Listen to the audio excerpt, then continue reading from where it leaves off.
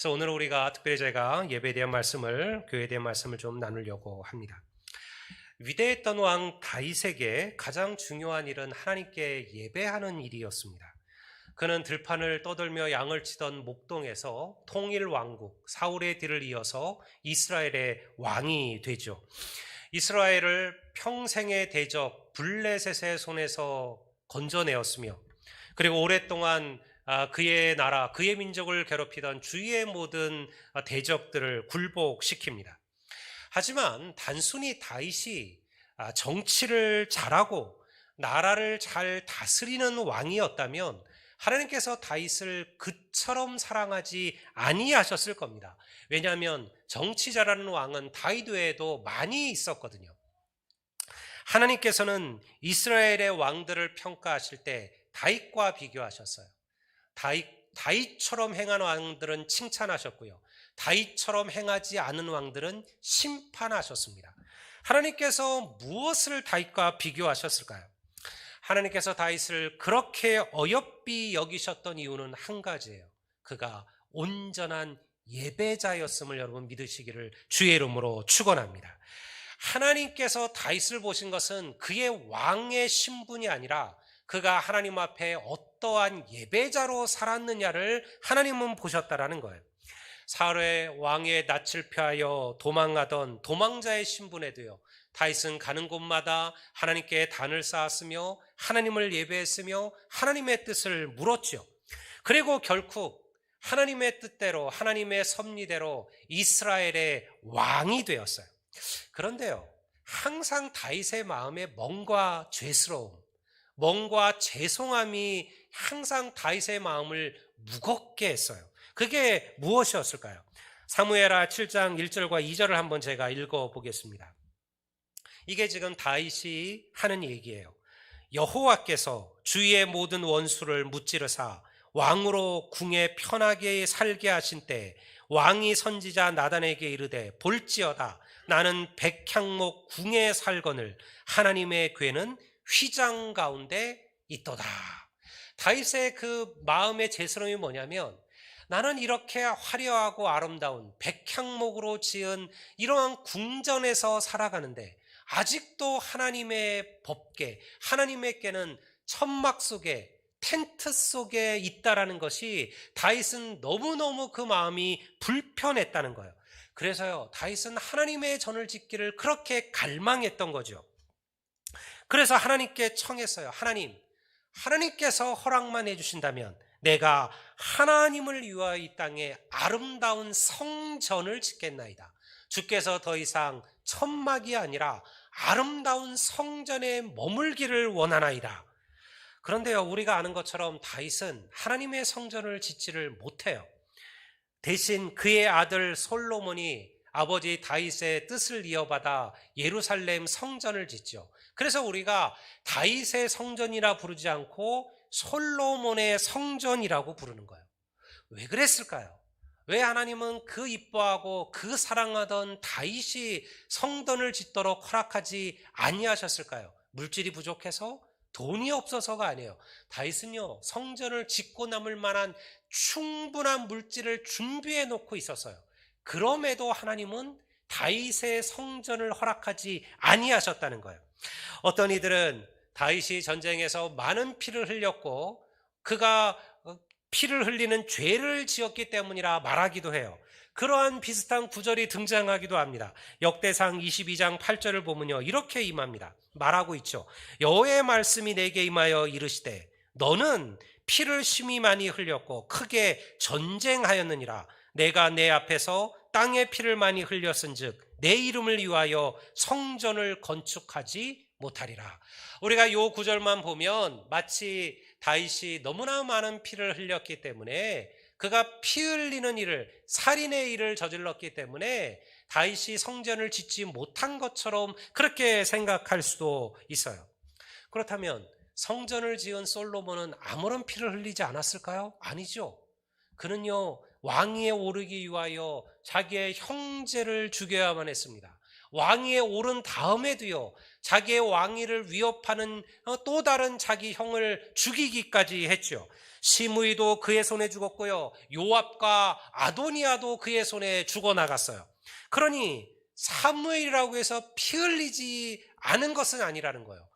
그러니까요, 단순히 하나님께서 다윗의 성전을 허락하지 않은 이유는 피 흘림의 문제만이 아니에요. 더 분명한 구절이 여기에 나와요. 열왕기상 5장 3절을 한번 제가 보겠습니다. 솔로몬이 하는 이야기예요. 당신도 알거니와 내 아버지 다윗이 사방의 전쟁으로 말미암아 그의 하나님 여호와의 이름을 위하여 성전을 건축하지 못하고 여호와께서 그의 원수들을 그의 발바닥 밑에 두시기를 기다렸나이다. 다윗이 성전을 건축하지 못한 이유는요, 아직 이스라엘의 대적들이 완전히 멸절되지 않았기 때문에 그렇습니다. 하나님은 모든 우상과 그리고 하나님을 대적하던 모든 권세들을 다 멸하시고, 그리고 그의 백성 이스라엘이 완전한 평화를 이루고 난 다음에 그곳에 하나님의 성전을 세우기를 원하셨다라는 거예요. 그러니까요, 다윗의 사명은 성전을 짓는 것이 아니라 성전을 지을 준비를 하는 거예요.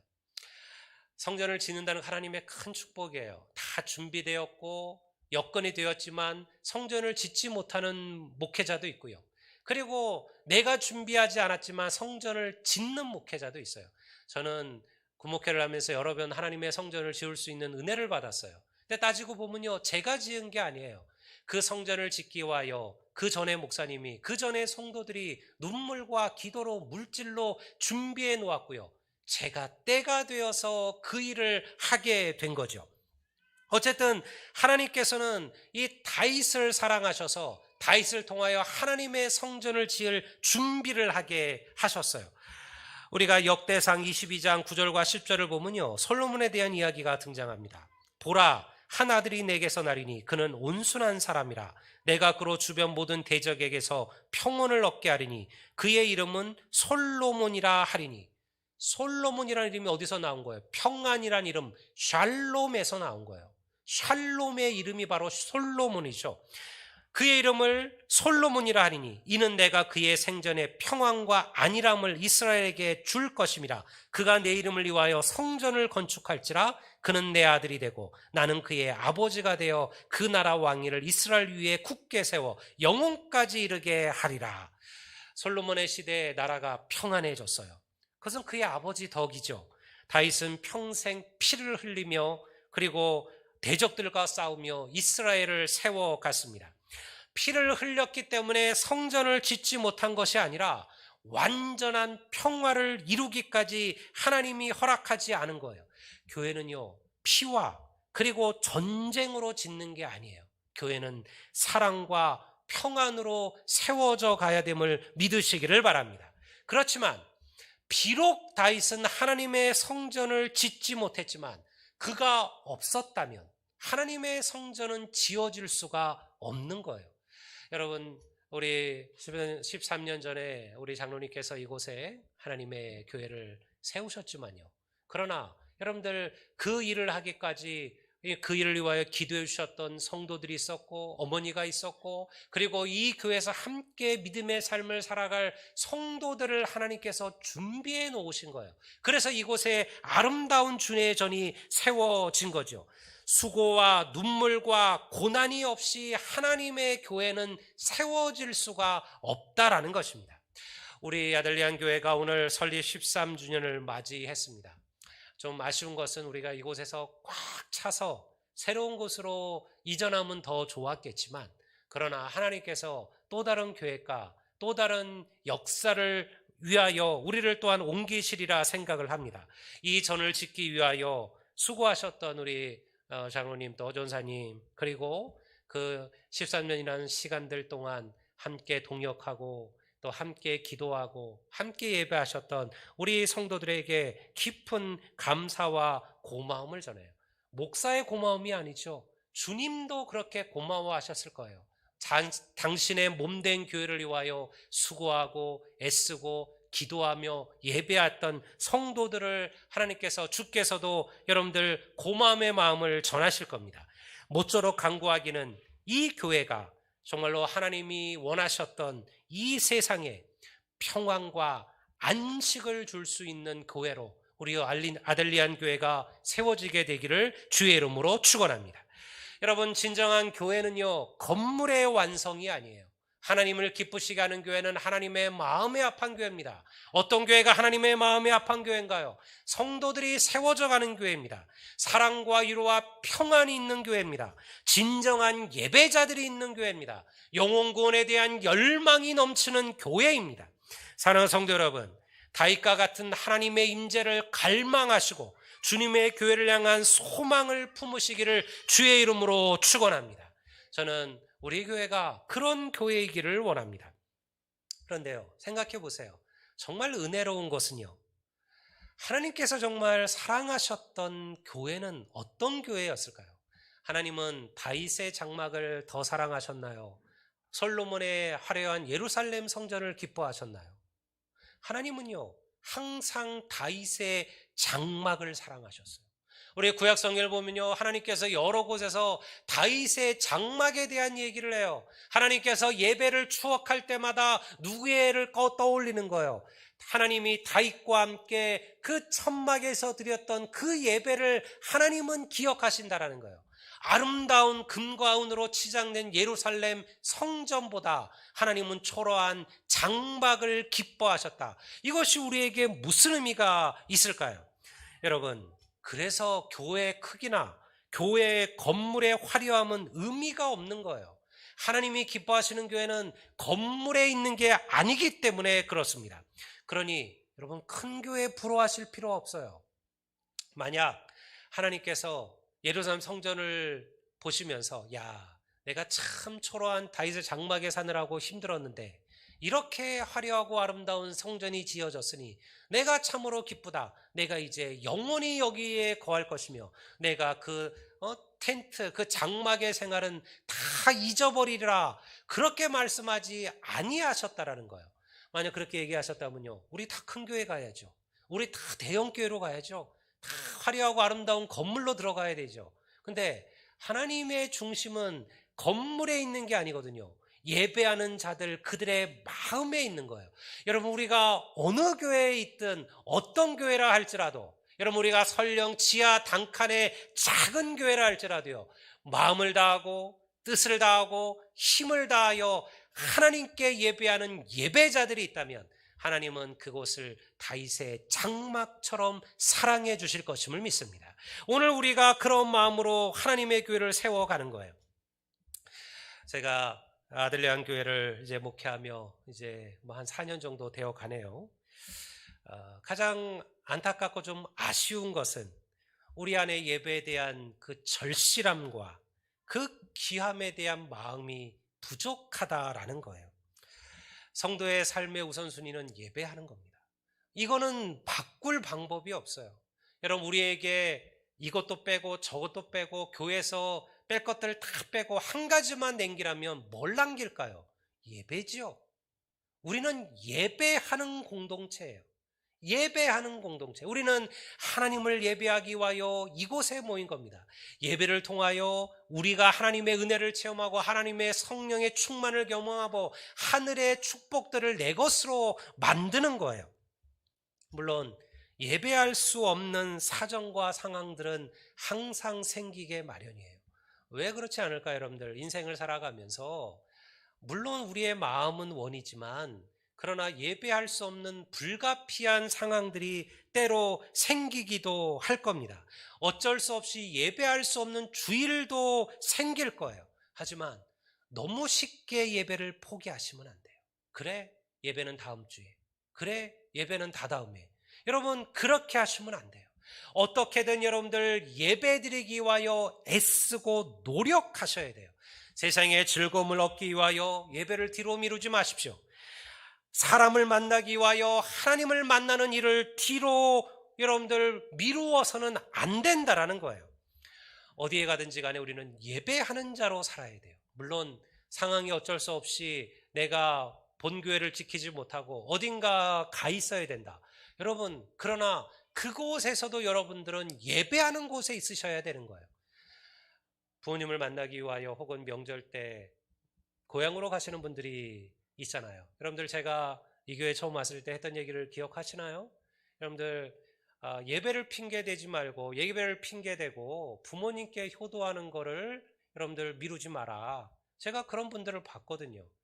부모에게 가서 효도하는 거는 귀찮고 그냥 예배 핑계대고 나는 예배를 지켜야 되니까 나는 못 가겠다. 그거는 하나님의 뜻이 아니에요. 여러분 가셔야죠. 가셔서 부모를 돌아보십시오. 부모를 섬기십시오. 여러분 그리고 여러분 그곳에 있는 교회로 가시라는 거예요. 그날이 주일하면. 제가 그때 얘기했죠. 여러분들 큰 교회 가지 마시고 내가 고향에 본인을 뵈러 갔는데 주일이에요. 예배 시간이 됐어요. 그러면요. 여러분들 그 부근에서 가장 작은 교회를 찾아가세요. 가장 개척교회, 가장 어려운 교회 찾아가셔서요. 여러분 그곳에서요. 넉넉하게 헌금하고 오세요. 우리 교회로 드릴 물질을 거기다 드리십시오. 그래서 여러분들 그곳에서 물질을 드리고 오십시오.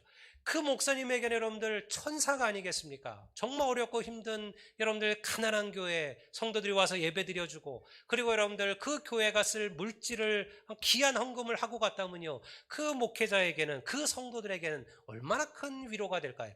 중요한 것은요.